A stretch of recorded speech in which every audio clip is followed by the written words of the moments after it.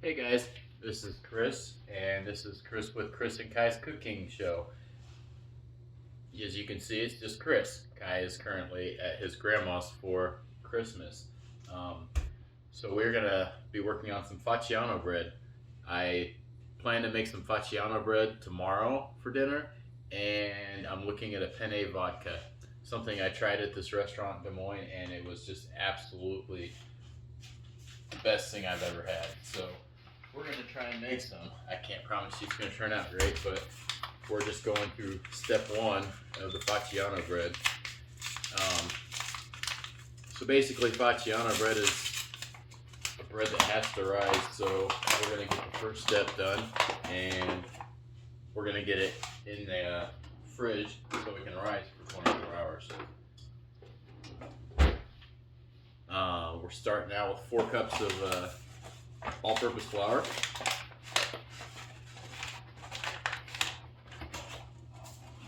Let's see if we can't make a mess everywhere.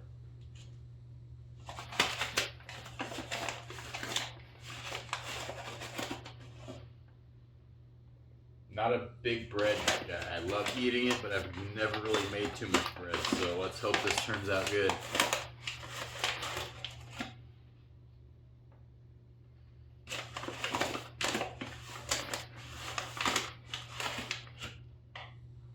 All right, so 4 cups of flour.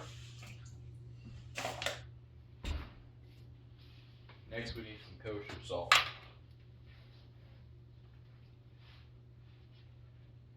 Looks like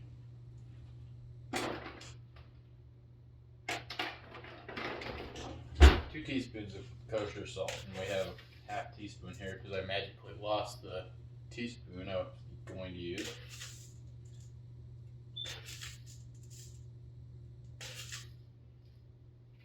All right, now the ingredient that actually makes this rise in the fridge, some instant yeast.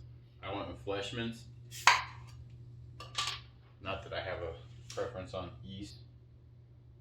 Same amount, 2 teaspoons.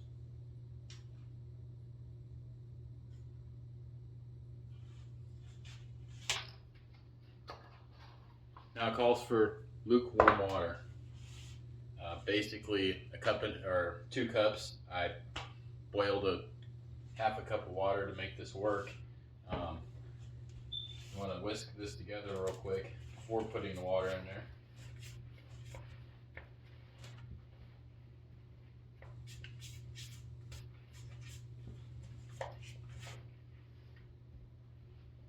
All right, now basically add the water.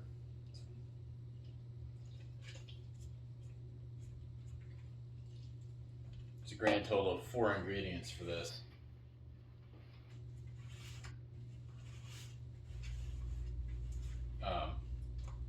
Once we make the bread, we'll add some stuff like rosemary, some garlic.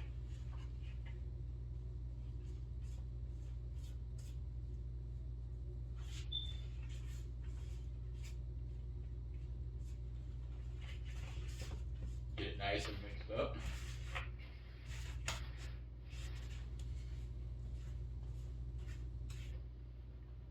I'm not gonna lie, it doesn't look right.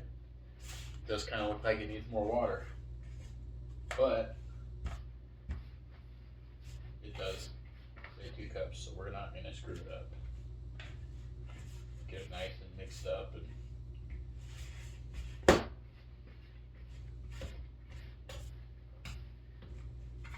should end up like a nice ball.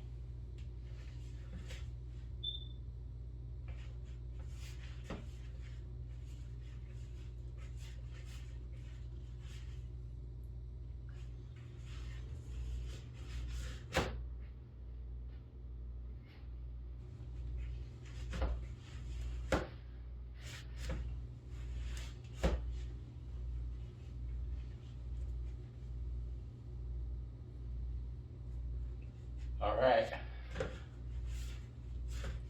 Get those hands clean real quick.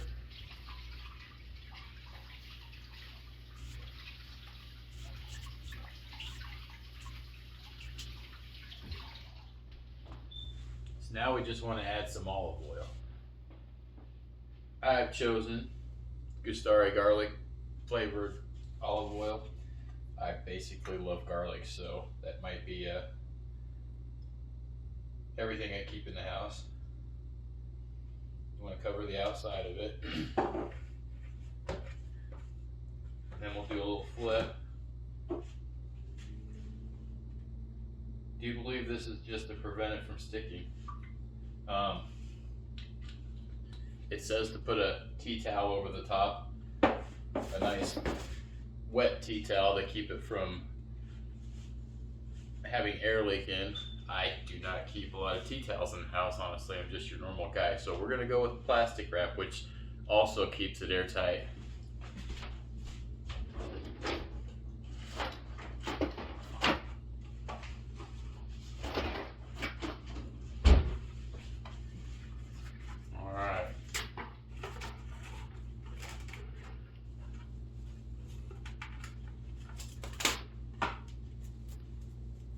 Since I'm no good at plastic wrap, we're gonna make this look bad.